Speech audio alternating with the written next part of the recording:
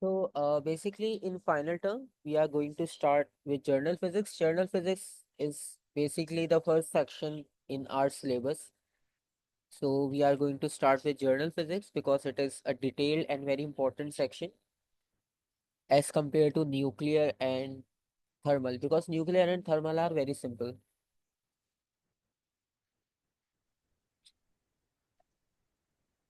So in journal physics section, the first chapter is called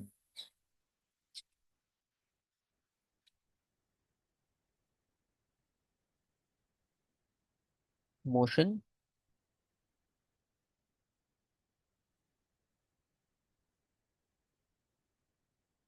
In your book or in your syllabus, when you check the official syllabus, so there is first chapter physical quantities and measurement. But that chapter, uh, from that chapter, you will not get any theoretical questions now in new syllabus. That's why we start with motion chapter.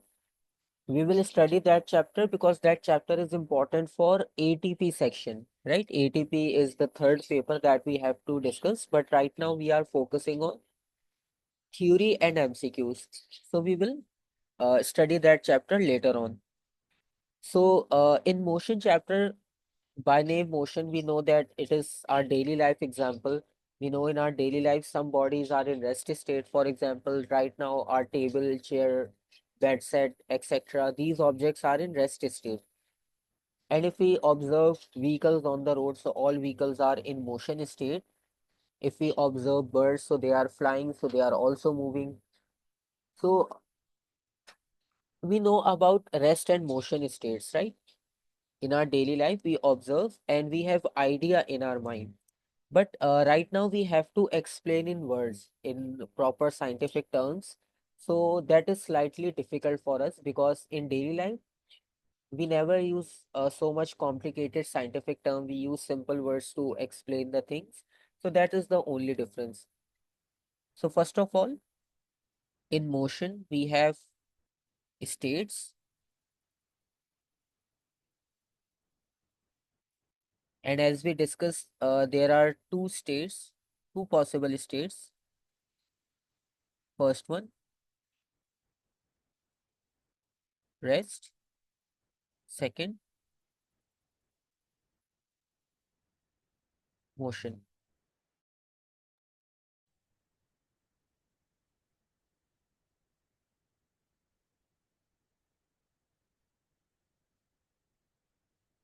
So basically, if someone asks you that how to define rest state, first of all, if someone asks you to mention example of rest state in your surrounding, so what are the examples of rest state?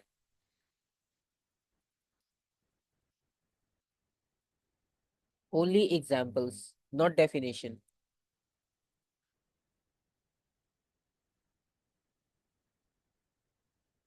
Any idea about it?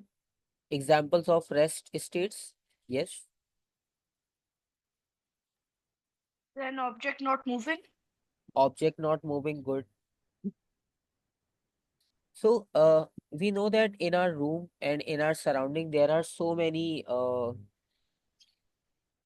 objects available that are not moving, and that is called rest state of the body.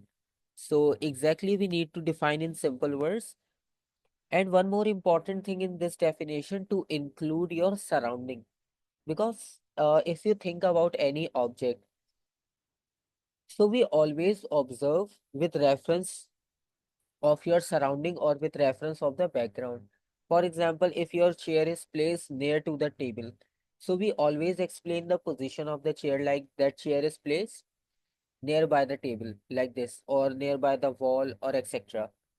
So basically location, surrounding, background is very important to exactly identify the position of that body, right? So when we are going to write definition of rest term, basically in your exam, they will not ask about definition of rest and motion, but for the basic concept, we need to write it. So rest state can be defined as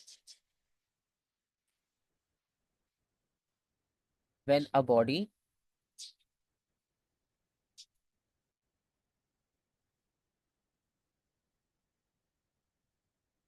does not change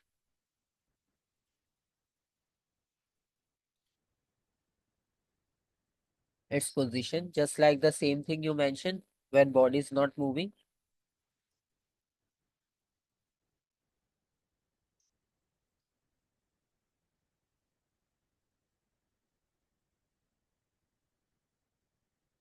With respect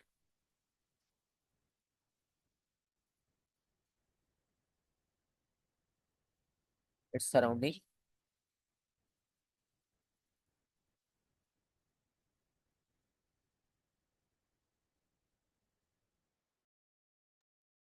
And in the same way, if we want to write down the definition for motion, so same definition we need to mention, only we just need to remove does not word from the definition. So when body does change its position with respect to its surroundings, so that is called motion state.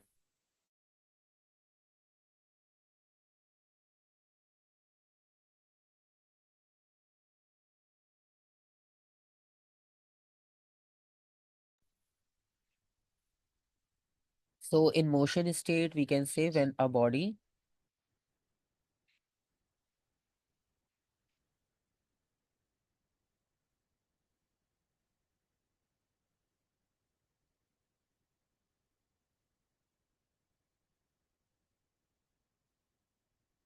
does change its position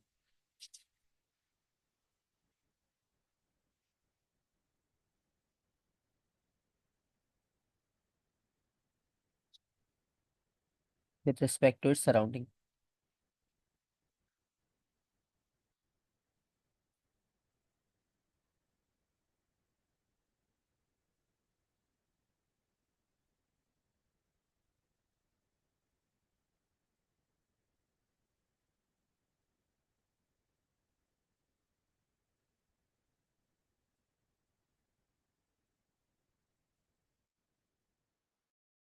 Okay, so basically why surrounding is important. Let's suppose if we consider very simple example.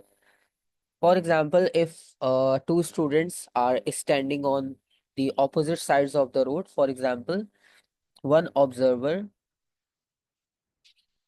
is standing on this side and the other observer is standing on the other side. And let's suppose there is a car.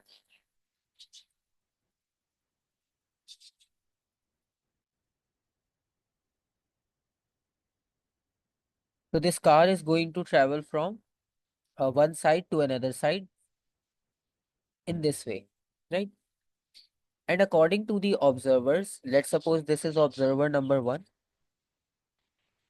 and this is observer number two. So if you consider these two observers, so what do you think that in which direction car is moving according to observer number one and according to observer number two? So what will be the direction of the motion of the car? Simple.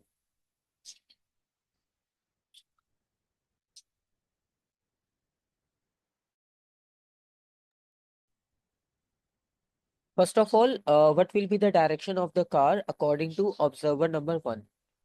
So what do you So the think? observer number one is moving in the direction that would be, according to us, the right way, Okay, like okay, it's going forward. observer one and observer two both are standing. They are not moving, only car is moving between observer one and two. So car is crossing between observer one and observer two, right? So Okay. both are standing, but they are observing this car which is moving from one point to the other point, right? Let's suppose this is point A.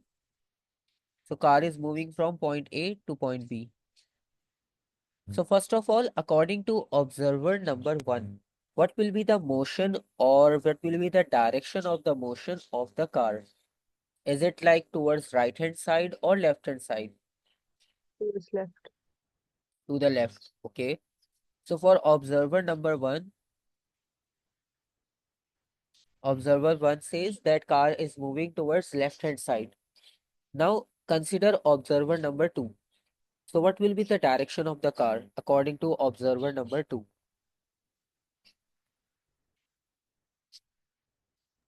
Towards right. Right. Right hand side, exactly.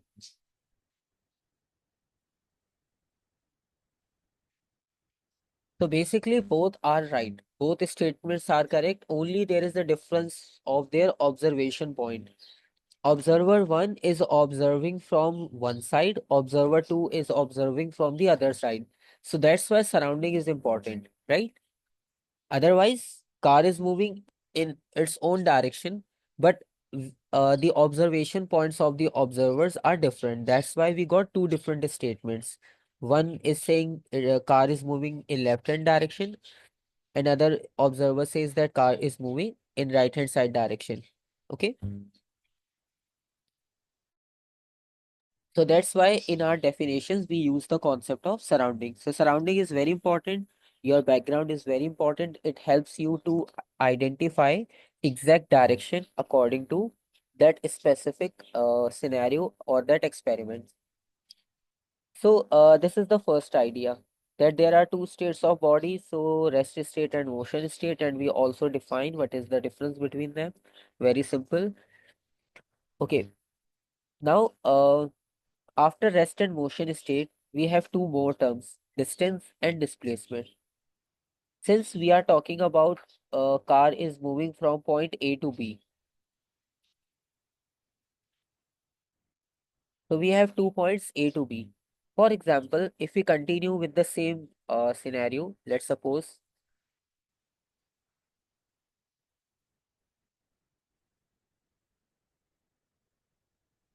we have point A, we have point B.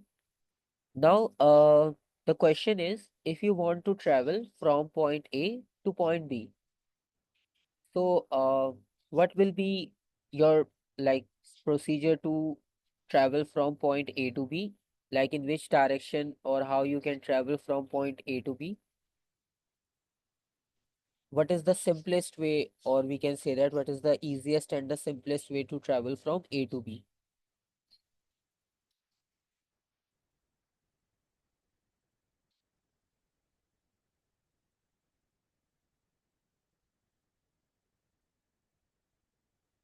If you want to move from A to B, so what is the simplest and easiest way? Any idea? Go straight. But Yes, left, right. exactly. Left to right or straight. So the simplest way to travel from point A to B is to move in a straight line.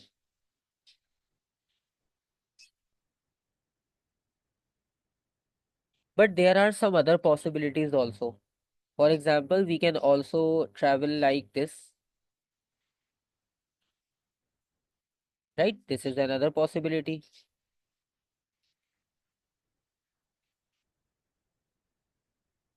This is another possibility. And in the same way, there are so many possibilities, right? So basically, what is the difference between them?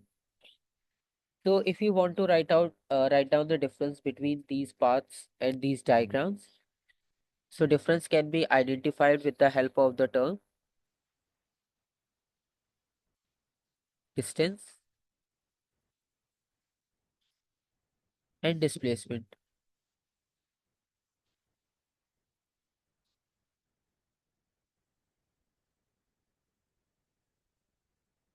So basically, in our daily life, we use the term distance, but not displacement.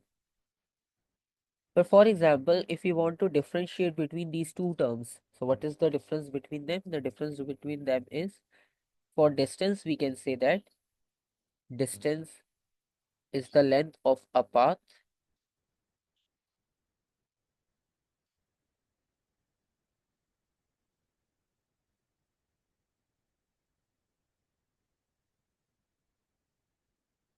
between 2 points.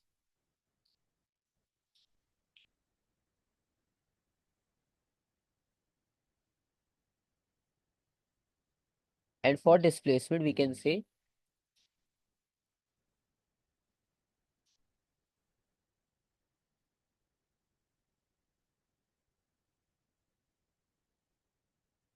length of a path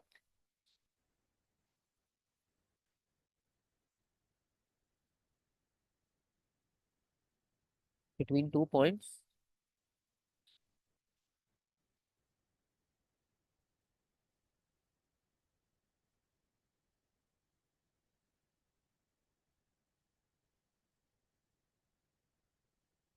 In a specific direction. Okay. So basically, this green line represents displacement.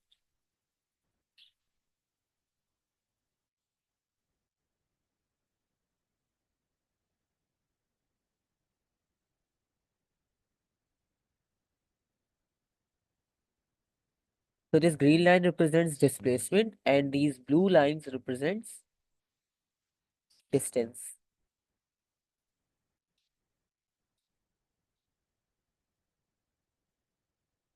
Because there is no specific direction for distance, but we have a specific direction for displacement, right? Because if someone asks about blue lines, so you would say that blue line is like in irregular in pattern. There is no specific pattern. They are in like irregular form. But if we talk about green line, so green line is very much clear. It is moving in a straight line. Okay. So this is the difference between distance and displacement. So when we are moving in a specific or particular direction, so that is called displacement. And when there is no particular direction involved, so that is called distance, right?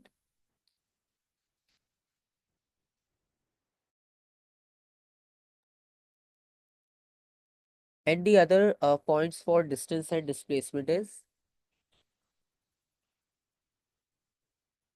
if we want to write down, if we want to write the symbol for distance and displacement,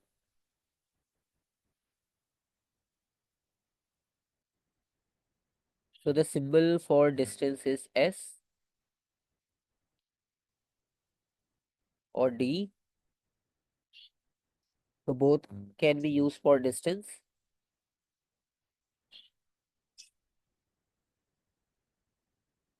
And same for displacement.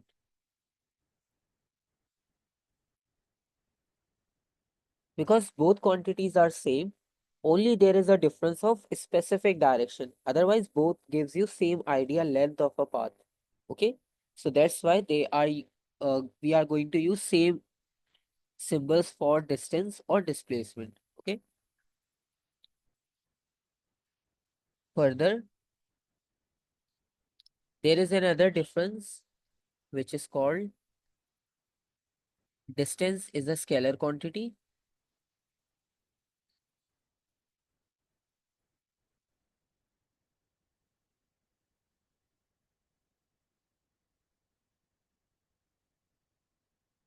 Displacement is a vector quantity.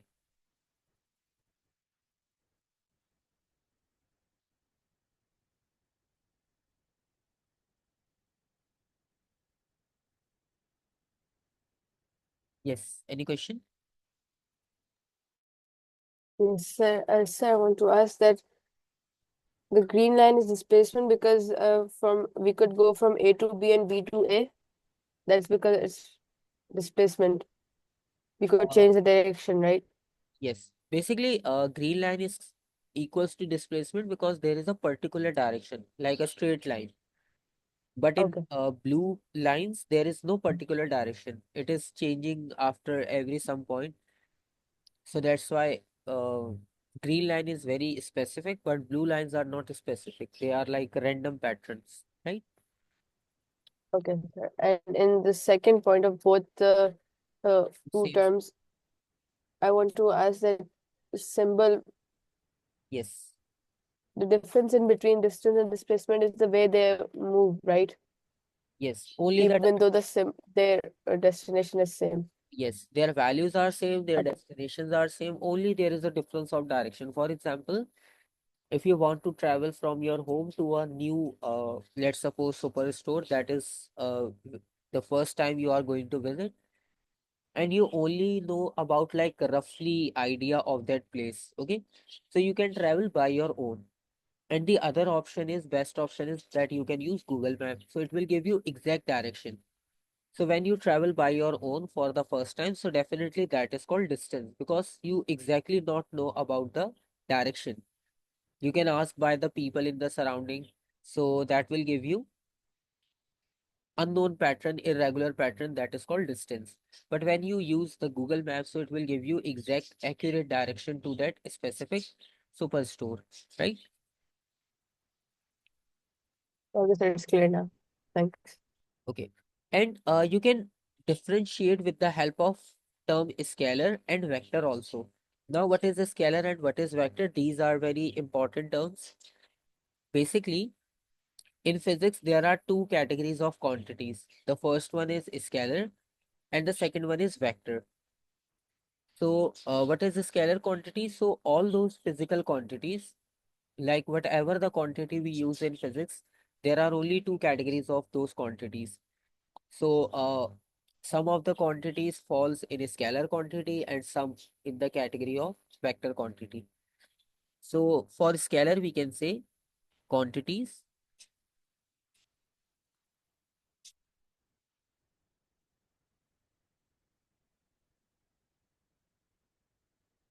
that can be expressed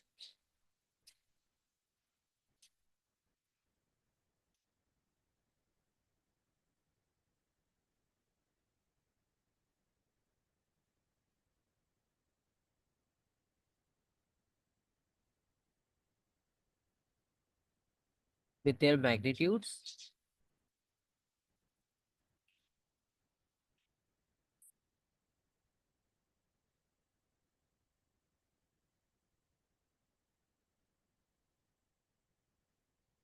and SI unit. And for vector quantity, we can say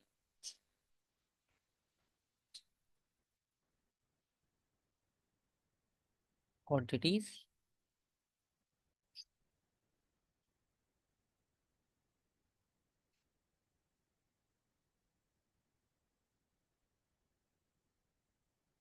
that can be expressed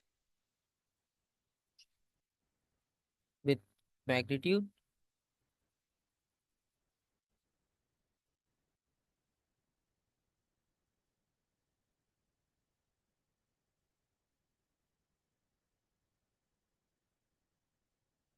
direction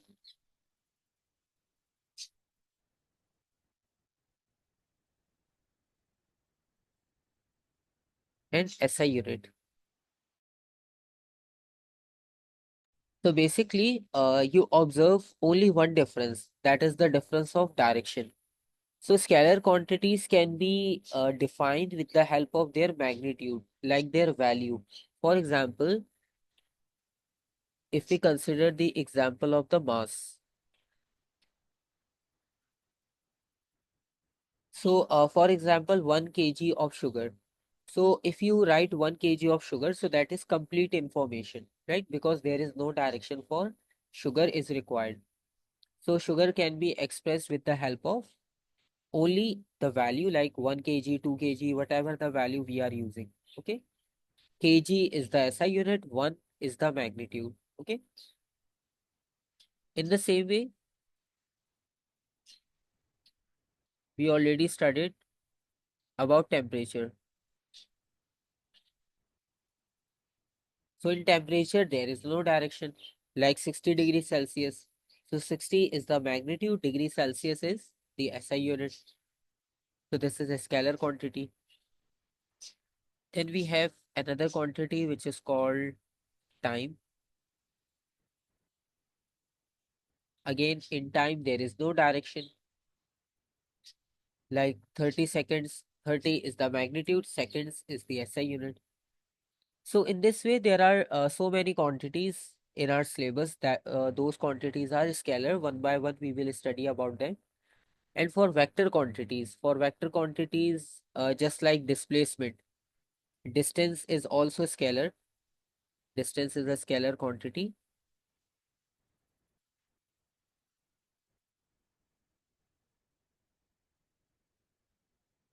And displacement is a vector quantity.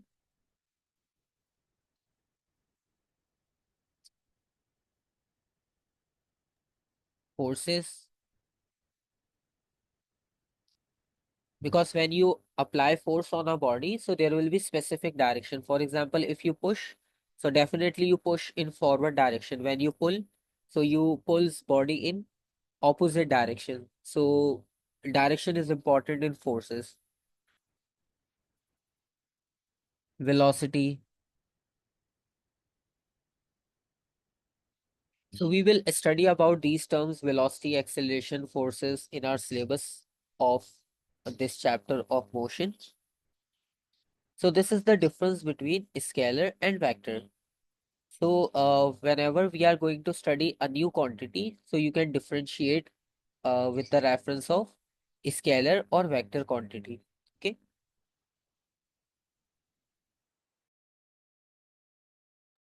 Any confusion in this? Distance and displacement? No, sir. No, sir. No, sir. Okay. For example, if we consider, because this is a basic topic, and sometimes they ask about the definitions of distance and displacement. Okay. Just like rest and motion state, you will not get any definition in past papers related to rest or motion state, but related to distance and displacement, we have question in past paper. I will show you that question so we can solve that question to practice the idea of distance and displacement.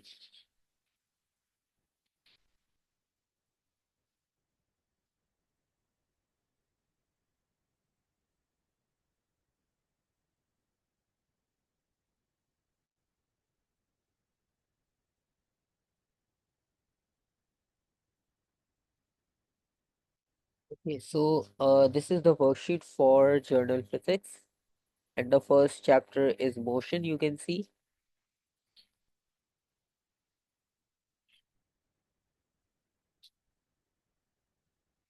Okay, so the Uh, Sir, yes, would you like send these notes in WhatsApp group? yes, I will share all notes and all the worksheets in the WhatsApp group also, right? So don't worry about it. Okay, Yes. okay. Okay, so this is the first question related to distance and displacement only. So first of all, it shows a map of route taken by a car as it travels from town A to B. So same scenario, just like we discussed, from point A to point B. And you can see from town A to town B, there is an irregular pattern given. But there is one more information given, that the length of one box is equals to 5 kilometers. So this is another important information. And this journey involves distance and displacement both. Now use the scale on figure 1.1. Determine the displacement in traveling from A to B. Only displacement. So from A to B, how to identify displacement? And one more thing before starting this question. We used to write the definition for displacement as length of a path between 2 points in a specific direction. You can also define displacement in another form. We can say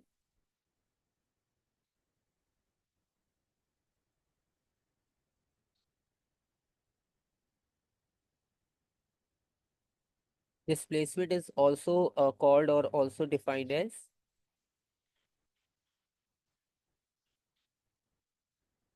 shortest distance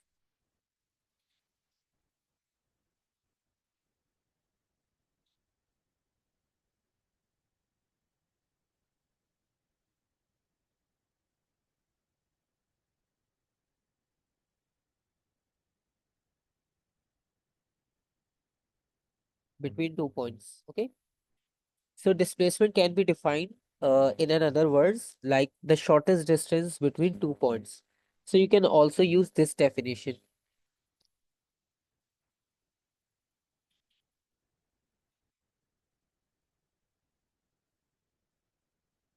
Okay. Now again, the question. So basically in question they are asking that how to determine the displacement between the points A and B. So how to identify displacement?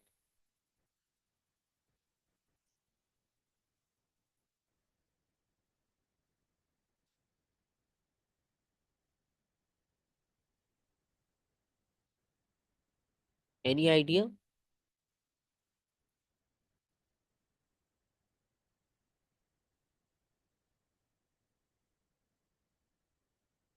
Okay, according to displacement, displacement is the shortest path, right? Or the shortest distance between 2 points.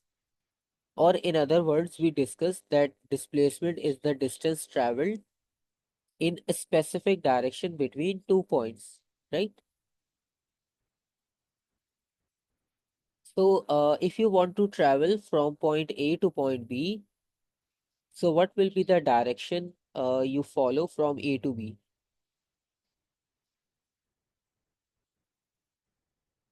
Is it like a straight line, curved line, or what will be the possibility?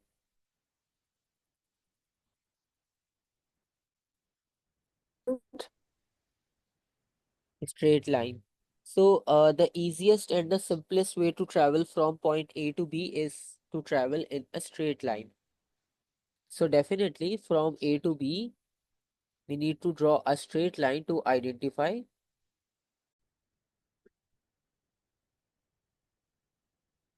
So to travel from A to B, we need to follow a straight line. So this straight line helps you to identify the displacement. Okay, simple. Just like in this example we discussed that a straight line represents displacement. And they are asking about size of displacement, like the value of displacement, what is the exact value, and direction of displacement, like in which direction it is traveling. So for example, if we want to identify the size of displacement, so you can see it covers only one box, like 1,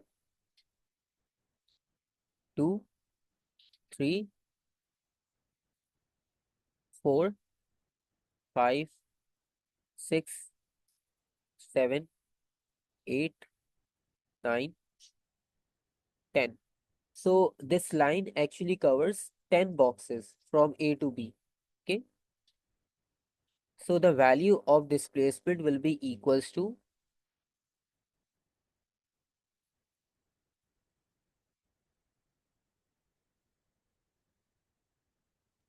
Sir, we counted the ones that is already over there in the question, right? yes. Okay. Okay. Basically, in the first part of the question, we need to identify the magnitude or the size of displacement. So size means value, number of the displacement. So the exact number for the displacement can be find out with the help of the diagram. So from A to B, there is a straight line, a red color line, and that line actually covers a single box from A to B. So we count the number of boxes 1, 2, 3, 4, 5, 6, 7, and 9, 10. So 9 boxes are actually covered in the travel between A to B. So that's why 10 boxes and one box is equals to 5 kilometer. So total displacement covered by the body is 50 kilometers. So 50 kilometers is the size of displacement. And the second part is direction. So if you need to identify the direction, so in your question, there is a hint to find out exact direction. So how to identify the direction in the question?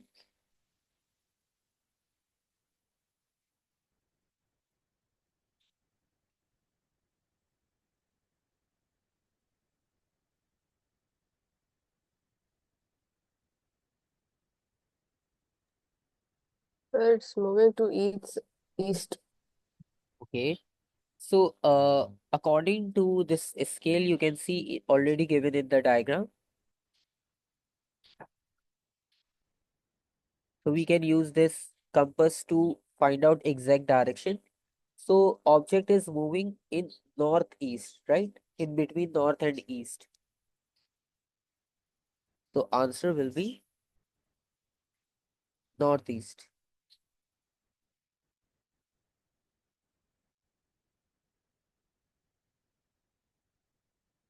So you can see it's not very difficult to solve question related to displacement.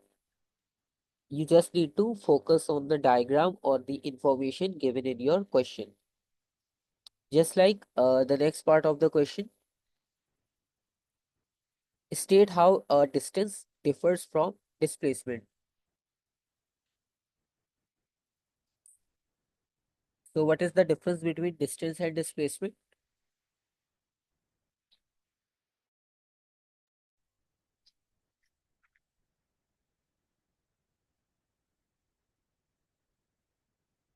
So we already mentioned so many differences between them. So it's your choice. You just need to mention any one of it. So the simplest one, that distance is a scalar quantity.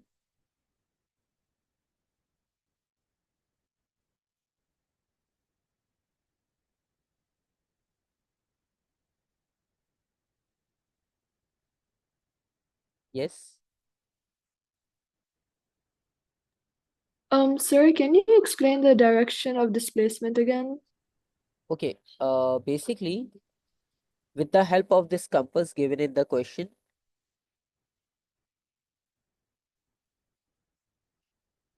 we are moving from point town A to town B. So according to town A to town B, if you consider this compass over here, so this is north and this is east. So this object is not moving exactly on east or north, right? It is like somewhere in between north and east. So that's why we use the direction northeast. Okay? Okay, sir. Yes. So the red line in the town, this is between town A to town B, is just for us to know that what will be the other easier way or the displacement way, right? Yes. So this red line represents displacement. Okay, so we had to make our own displacement and then answer it like that. Yes, it depends upon the question. Just like in this question, they ask to determine the displacement in traveling from A to B, because this irregular line already shows distance, right? This irregular line in the graph Okay, is sir. distance. So it depends upon the question. Yes. And if we were to ask the same question but just to determine the distance, so how would we count it? Okay, basically right now for the curve graphical representation in our syllabus, we only learn about to find out the distance for straight lines, okay? Because right now we are like learning at initial stages. So that's why we only learn about straight line distances, okay?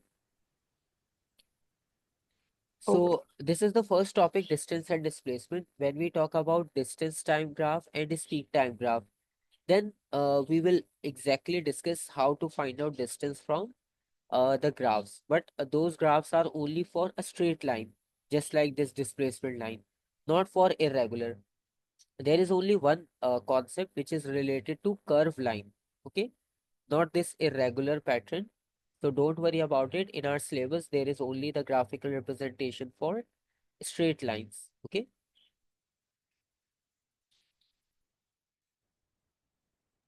Okay, sir.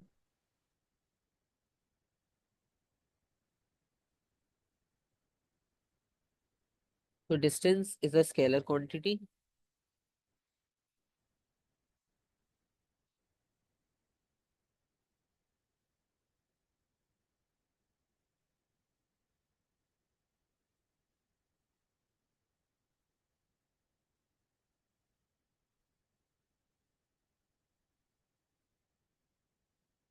and displacement is a vector quantity.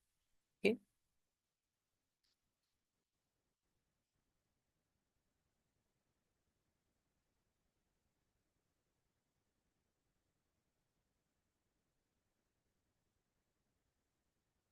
So this is the first concept of the motion chapter related to distance and displacement.